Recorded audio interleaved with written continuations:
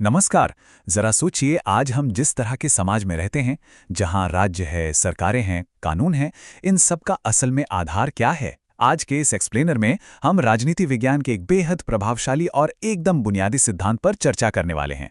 हम बात कर रहे हैं अरस्तू के राज्य संबंधी सिद्धांत की, जिसे उन्होंने अपनी मशहूर किताब पॉलिटिक्स में समझाया था।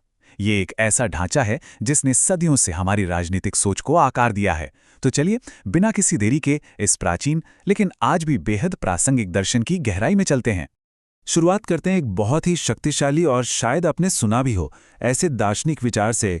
मनुष्य एक राजनीतिक प्राणी है। अब इसका मतलब क्या है? अरस्तू का सीधा सा मानना था कि इंसान समाज और राज्य से पूरी तरह कटकर न तो जीवित रह सकता है और न ही अपनी पूरी क्षमता को हासिल कर सकता है। मतलब राज्य के बिना हमारा पूर्ण विकास लगभग असंभव है।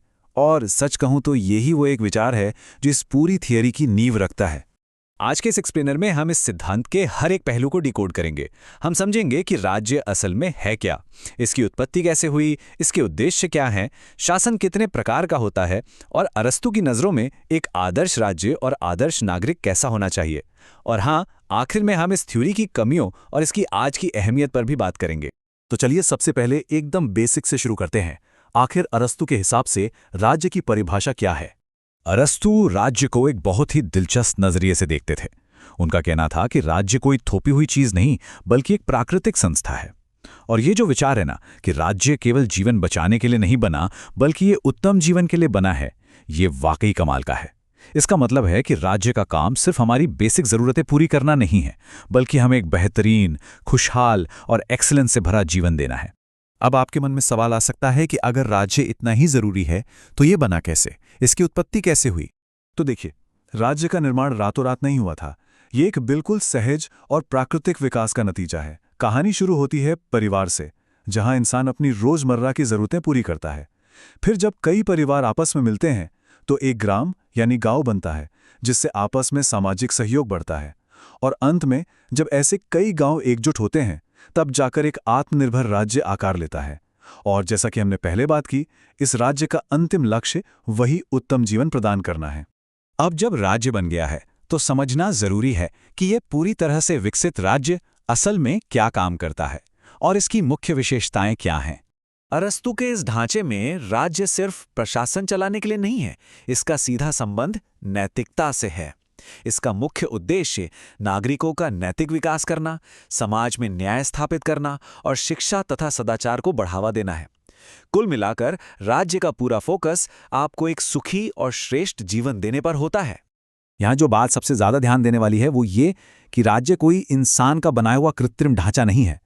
अरस्तू के लिए ये एक प्राकृतिक, पूरी तरह से आत्मनिर्भर और सर्वोच्च नैतिक संस्था है। ये समाज की सबसे बड़ी इकाई है, क्योंकि ये परिवार या गांव जैसी बाकी सभी संस्थाओं को निर्देशित करती है। इसका अल्टीमेट गोल क्या है? अच्छे और जिम्मेदार नागरिकों का निर्माण करना। चलिए अब आगे बढ़ते हैं और देखते हैं कि अरस्तू ने एक राज्य के अंदर चलने वाले शासन को कैसे वर्गीकृत किया है। यहाँ हमें एक बहुत ही स्पष्ट तुलना देखने को मिलती है। अरस्तू शासन को दो हिस्सों में बांटते हैं। एक तरफ है अच्छा शासन, जो जनता की भलाई के लिए काम करता है, जैसे राजतंत्र, कुलीन तंत्र और जनतंत्र। और दूसरी तरफ है इसका भ्रष्ट रूप, जब शासक सिर्फ अपने स्वार्थ के लिए काम करने लगते हैं, तो यही शासन तानाशाही, धनिक तंत्र और भीड़ तंत्र में बदल जाता है। यानी सत्ता का उद्देश्य ही तय करता है कि शासन कैसा होगा। अब आप पूछेंगे कि इन सब में सबसे अच्छा कौन सा है? तो इस पूरे वर्गीकरण में अरस्तू का सबसे पसंदीदा रूप था पॉलिटी, यानी एक तरह का मिश्रित शासन। इसे उन्होंने सबसे व्यवहारिक माना है। क्यों? क्योंकि पॉलिटी अमीर और गरीब दोनों वर्गों को साथ लेकर चलती है। ये संतुलन बनाती है, जिससे राज्य में कानून की सर्वोच्चता बनी रहती है और गजब की स्थिरता आती है। और उसी स्थिरता का सबसे बड़ा राज है कानून की सर्वोच्चता। अरस्तू का बिल्कुल स्पष्ट मानना था कि राज्य में कोई भी इंसान, चाहे वो कितना भी शक्तिशाली क्यों ना हो, कानून से ऊपर नहीं हो सकता। शासन बुद्धि और तर्क से चलना चाहिए, न कि किसी शासक के गुस्से, भावनाओं या व्यक्तिगत पसंद नापसंद से। व्यवस्था और न्याय की सच्ची गारंटी सिर्फ और सिर्फ कानून ही दे सकता है। कानून और शासन की बात तो हो गई, लेकिन अब सवाल आता है कि इस आदर्श राज्य में रहने वाले लोग यानी नागरिक कैसे होंगे? अरस्तू की नागरिकता की परिभाषा आज के हमारे विचार से काफी अलग और बहुत ही विशिष्ट थी। उनके अनुसार सिर्फ राज्य की सीमा के अंदर रहना ही आपको नागरिक नहीं बनाता। असली नागरिक वो है जो शासन चलाने में और न्यायिक कार्यों में सक्रिय रूप से भाग लेता है। इसके लिए जाहिर है काफी समय और बौद्धिक क्षमता की जरूरत होती थी। अब ऐतिहासिक तथ्यों को निष्पक्ष रूप से देखना भी बहुत जरूरी है। उस समय के इस सिद्धांत के अनुसार दासों, महिलाओं और मजदूरों को इस पूर्ण नागरिकता के दर्जे से बाहर रखा गया था। इसे हम आज के समय में आलोचना की नज़रों से देखते हैं, लेकिन ये अरस्तू के दर्शन का एक ऐसा हिस्सा है जो उस प्राचीन समय की सामाजिक मान्यताओं को जस का तस दर्शाता है। तो अगर हम इन सब बातों को एक साथ जोड़ें तो एक आदर्श राज्य की क्या तस्वीर उभरती है?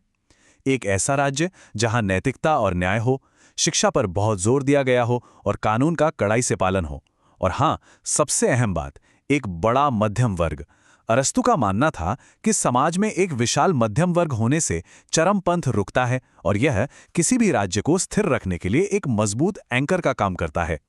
तो कुल मिलाके इस पूरी थ्योरी का निचोड़ क्या निकलता है?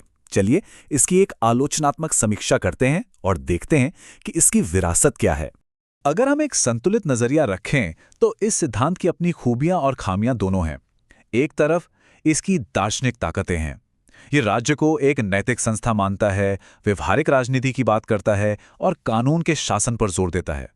लेकिन दूसरी तरफ इसमें कुछ बहुत ही गंभीर ऐतिहासिक कमियां भी हैं, जैसे असमान अधिकार, सीमित नागरिकता और दास प्रथा का समर्थन।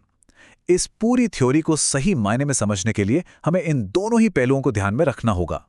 लेकिन उन कमियों के बावजूद सच्चाई ये है कि इस प्राचीन सिद्धांत की जड़ें हमारे आज के आधुनिक युग में बहुत गहराई तक फैली हुई हैं। जरा सोचिए, आज के आधुनिक लोकतंत्र भी तो कानून के शासन और संवैधानिक सरकार पर ही टिके हैं ना? और मध्यम वर्ग को समाज की स्थिरता का आधार मानना, ये बात तो आज भी उतनी ही सच है। यही कारण है कि अरस्तू के इन विचारों को आधुनिक राजनीति विज्ञान की नींव माना जाता है। तो इसी के साथ हमारी ये चर्चा अपने अंतिम पड़ाव पर पहुंच गई है। पर जाते जाते एक बहुत ही गहरा सवाल मैं आपके लिए छोड़ना चाहता हूं। क्या हमारे आज के आधुनिक समाजों ने सच में अरस्तू के उस आदर्श पॉलिटी वाले दृष्टिकोण को हासिल कर लिया है? क्या आज की राजनीति सच में भावनाओं और स्वार्थ से ऊपर उठकर पूरी तरह से तर्क, बुद्धि और कानून से चल रही है? इस बारे में जरूर सोचिएगा, क्योंकि ये सवाल हमें आज की राजनीति की दिशा को समझने में बहुत मदद कर सकता है।